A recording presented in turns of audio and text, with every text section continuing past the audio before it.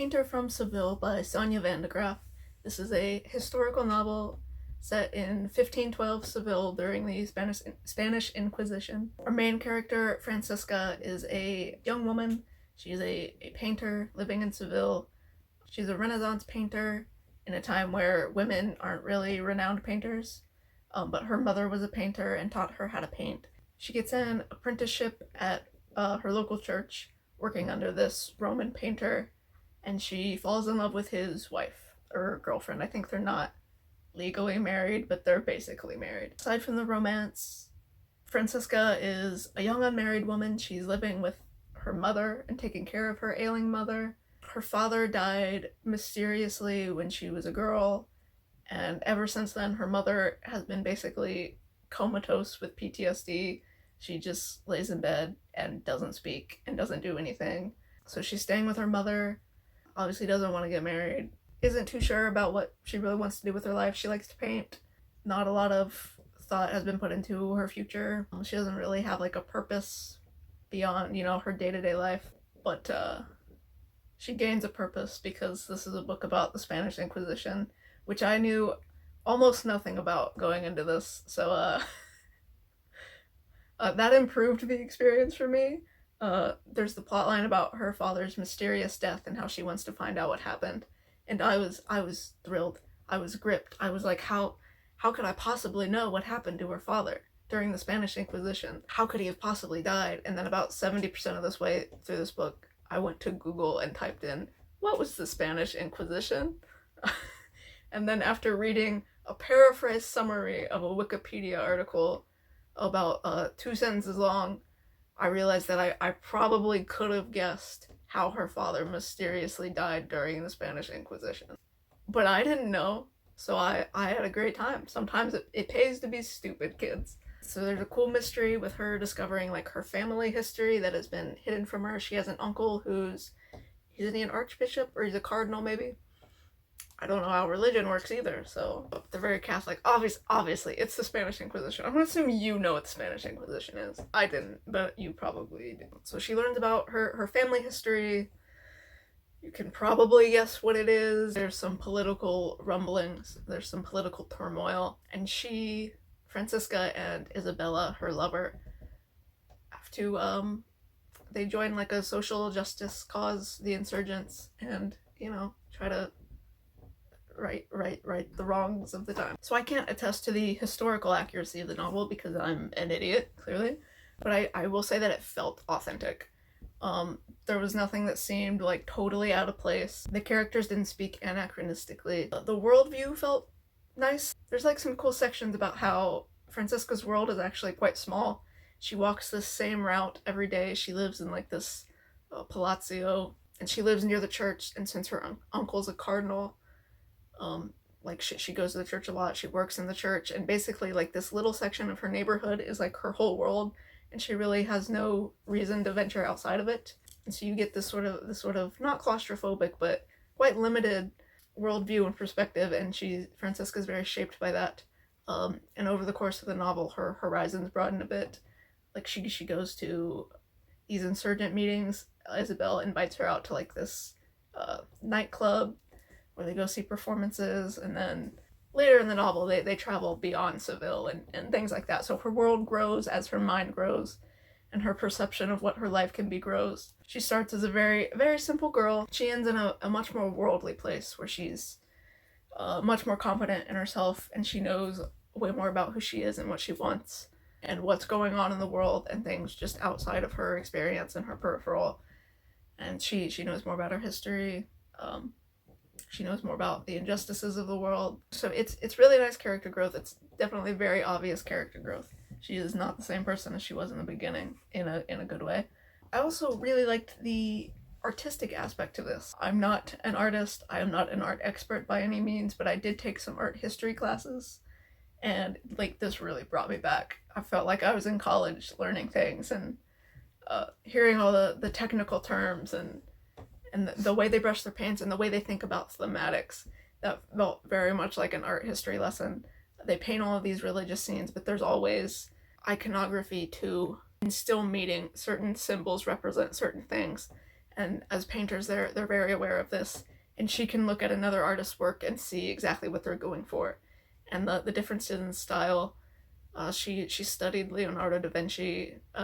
This guy she's working with is sort of a dark, troubled man, so he has this very bombastic style that comes across in his paintings. And she can really read emotions in that, and torment. And one of the things in this novel is, in her home, there's an unfinished fresco that her mom started painting and then abandoned after her father died. And it's sort of her life's mission, not life's mission, but her current life mission to reinvigorate this painting, finish it in the name of her mother.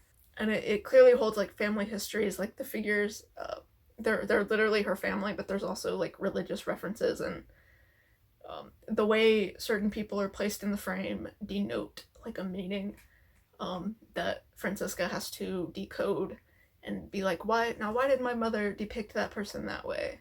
Or like there's a father who uses crutches to get around, and his crutches are placed by a tree in the shape of a cross, laid across each other like that. So there's like really vibrant attention to detail in the descriptions of the paintings, and I could very clearly see them. I really enjoyed that, actually. That felt well done from what I know of art history classes. Again, I'm not an expert, but I enjoyed it. It felt well researched, so that was fun to read. I really don't have any complaints about this book. If I had to nitpick one thing, it would be like the mom she doesn't talk. She only gets out of bed if someone like forces her to go on a walk. She doesn't leave her room. It's very much like she feels like a coma patient, except she can move, but she like doesn't. Which fair. But she's been that way a long time. I mean, her husband died. You're allowed to be traumatized if your husband was executed in front of you. But then, this is spoilers, but I'm assuming if there's a comatose mother who has been traumatized at some point, that probably gets resolved in some way. So spoilers, but the mom does reawaken, is rebirthed in a renaissance. So basically the father's killer is found and exposed, and the mother, upon hearing this, is just like magically okay. The scene where she becomes okay is sort of dramatic. It sort of reads like an exorcism. Light has been cast upon the shadows of this wrongdoing, and your history has been brought to justice, and you can now come forth and dispel the sins that have been brought against you. And then she's just fine. The mom who just like basically abandoned her kid, I was kind of like, you could have gotten up this whole time. Get up, bitch, you're fine. And she could have talked about it. I get not wanting to tell your child about the awful things you've seen done to her father, but there was another adult who was on her side who would have sympathized with her, who she maybe could have talked to like 20 years ago or whenever it happened. I don't know the timeline, but so I'm like, that bitch was dramatic. But that's just like one nitpick if I had to make a nitpick. I really liked this book. I thought it was well written. The voice was good. There's a good like sense of character. There's a point where, since Francisca's a painter, she sort of sees everything in like from a painter's perspective.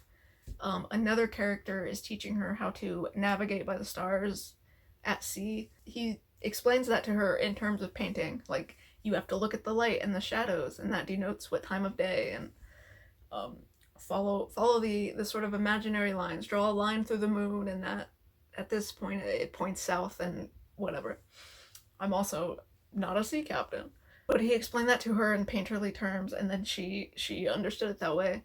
And while she is traveling later in the book, like she'll see like the light in these new lands and want to paint in a different style.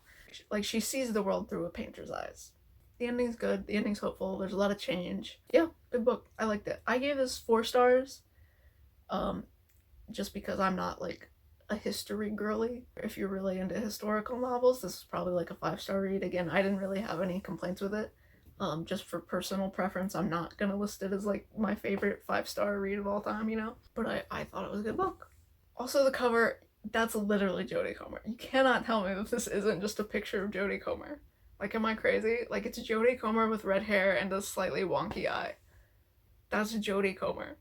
I've been looking for Like, I feel like I've seen this exact picture of Jodie Comer, and I've been looking for it, and I can't find it.